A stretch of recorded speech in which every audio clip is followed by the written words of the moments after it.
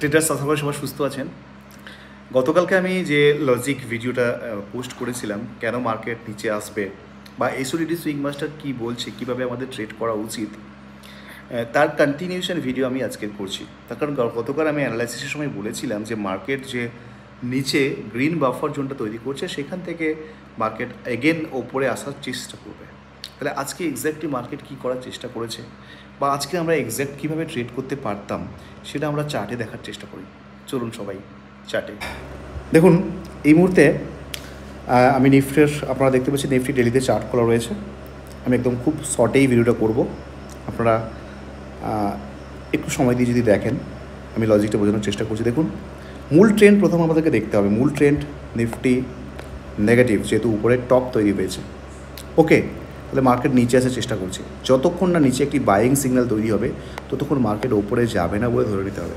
হ্যাঁ, ধরুন এই বাফার এরিয়া ক্রস করে চলে গেল, তাহলে বুঝে নিতে হবে মার্কেট ট্রেন্ডিং হয়েছে। ট্রেন্ডিং হয়েছে মানে মার্কেট আরও কিছুটা ওপরে গিয়ে আবার সেল তৈরি করে নিচে আসবে। বাট নিচে ওকে আসতে হবে, এসে একটি বাইং তৈরি করতে হবে। এইটি হচ্ছে নিয়ম। যেমন ধরুন এখানে আপনি যদি দেখেন, এই জায়গাটাতে দেখুন, এই জায়গাটাতে মার্কেট সেল এসেছিল। দেখুন এই জায়গাটাতে মার্কেট সেল এসেছিলো, কিছুটা নিচে এসেছে, আবার দেখতে পাচ্ছেন এইটা ক্রস করে উপরে চলে গেছে, ট্রেন্ডিং হয়ে গেছে। কিন্তু আপনাকে নিশ্চিত থাকতে হবে যে মার্কেটকে একবার বাইং দেখাতে হবে বড় র্যালি করতে গেলে। এক্স্যাক্টলি দেখুন নিচে এসে এইখানে বাইং দেখিয়েছে এবং তারপরে 1000 পয়েন্টের র্যালি করেছে। তো সেম সিনারিও এখানেও কিন্তু রিপিট হতে পারে। যদি মার্কেট দেখেন যে সোমবার থেকে খুব বড় র্যালি করে উপরে চলে যাচ্ছে, যেতে পারে, কিন্তু ওকে আবার নিচে এসে একটি বড় বাই তৈরি করতে হবে, করলে তবে 26,500 বড় র্যালি করবে, আদারওয়াইজ করবে না। এটা হচ্ছে লজিক। ওকে, এবার আমরা একটু, গতকালকে আমি ডিসকাশন করেছিলাম যে আওয়ারলি টাইম ফ্রেমে আমি বলেছিলাম যে এই জায়গাটাতে একটি বাইং জোন তৈরি হচ্ছে, এই গ্রিন এরিয়াতে, বাফার এরিয়াতে, এইখান থেকে বাইং আসতে পারে।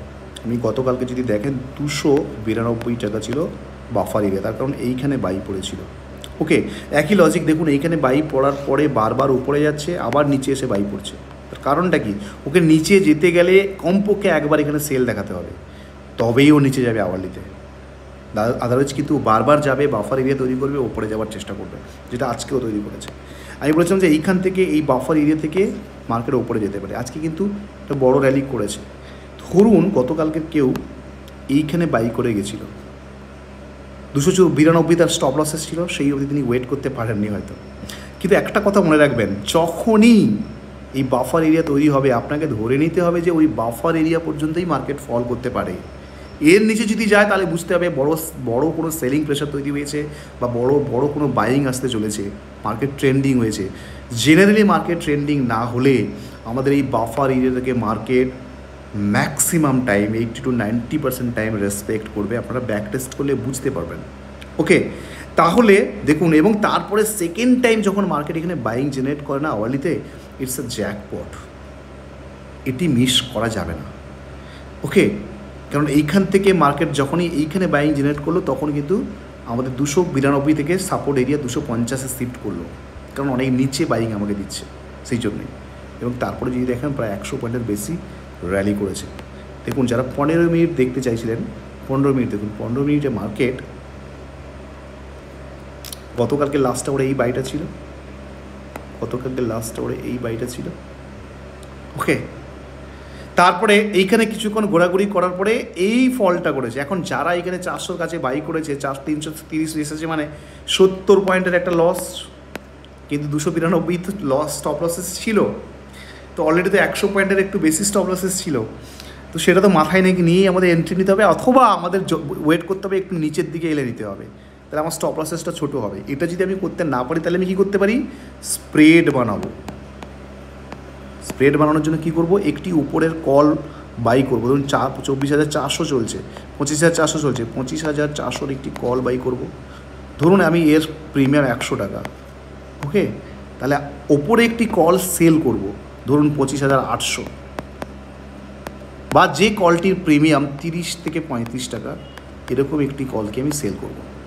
যদি করি তাহলে কী হবে? যখন আমার কাছে এই 90 পয়েন্ট মার্কেট নিচে এসেছিল, তখন আমি 3 থেকে 3,500 লস দেখছিলাম।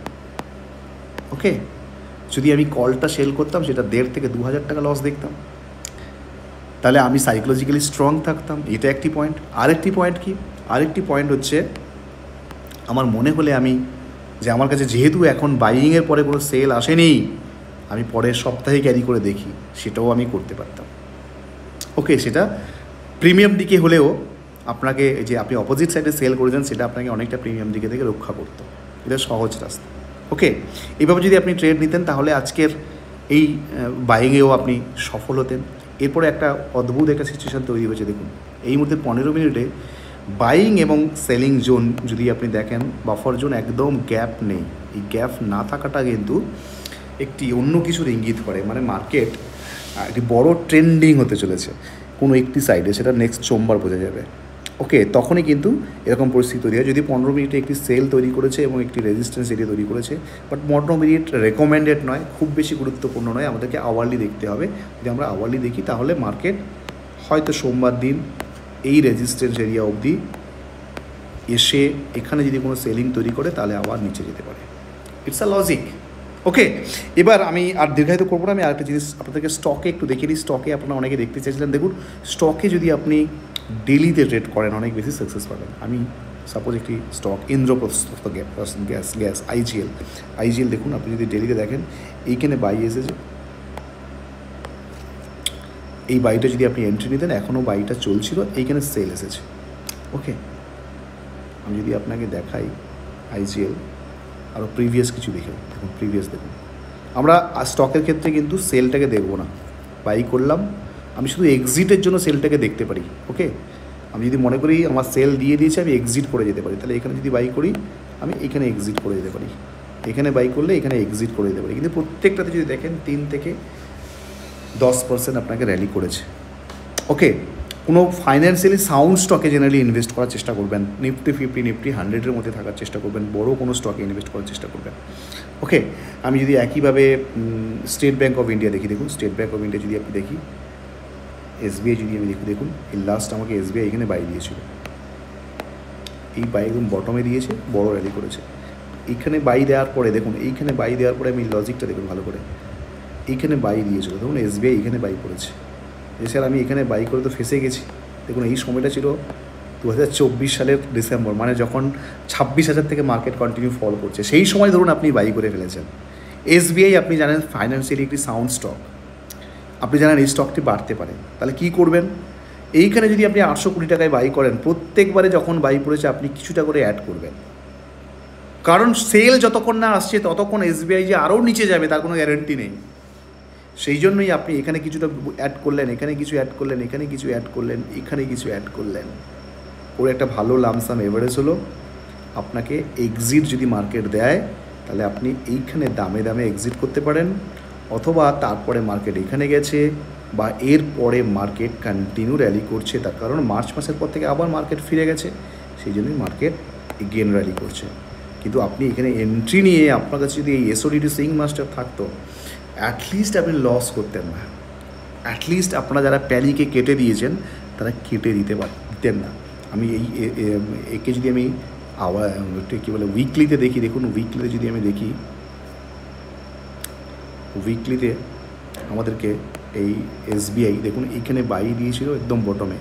আমি যদি দেখি এইটা ছিল 790, এটা ছিল টপ 880। দেখুন এইখানে উইকলিতে বাই দেওয়ার পরে নিচে এসেছে। আমি কি বলেছি, যখনই বাই পড়বে, সেল যতক্ষণ না আসবে ততক্ষণ ওটা কন্টিনিউ হবে। এখানে বাই করেছি, নিচে এসেছে, এখানে আবার বাই করেছি, আমি আবার কিছুটা অ্যাড করব। দেখুন যদি আমার এভারেজটা এই জায়গায় হয় তাহলে ওই বিশাল বড় র্যালি করে দিয়েছে। তো 3 to 10% র্যালি আপনি মোটামুটি ম্যাক্সিমাম টাইম এসওডিটি সুইং মাস্টার আপনাকে দিতে পারে। অবশ্য ট্রেড করার আগে একটু ভালো করে আপনাকে স্টাডি করতে হবে, ব্যাক টেস্ট করতে হবে, তাহলেই কিন্তু কাজে লাগবে। ওকে, আমি আশা করি আপনাদের কনফিউশন অনেকটা ক্লিয়ার করতে পারলাম। যারা এসওডিটি সুইং মাস্টার কি তারা বুঝতে পারছেন না, দেখুন এটি একটি আমাদের প্রোপ্রাইটারি একটি স্ট্র্যাটেজি, একটি ইন্ডিকেটর, যেটা আমরা এই ট্রেডিং ভিউর সাথে ইন্টিগ্রেট করে দিয়েছি। যারা সাবস্ক্রিপশান নেবেন তারা এটা ইউজ করতে পারবেন। বিস্তারিত তথ্যের জন্য কমেন্ট বক্সে ফোন নাম্বার দেওয়া থাকবে, আপনারা কথা বলতে পারেন। সবাই ভালো থাকুন, ভিডিওটাকে অবশ্যই লাইক করুন, শেয়ার করুন। Thank you.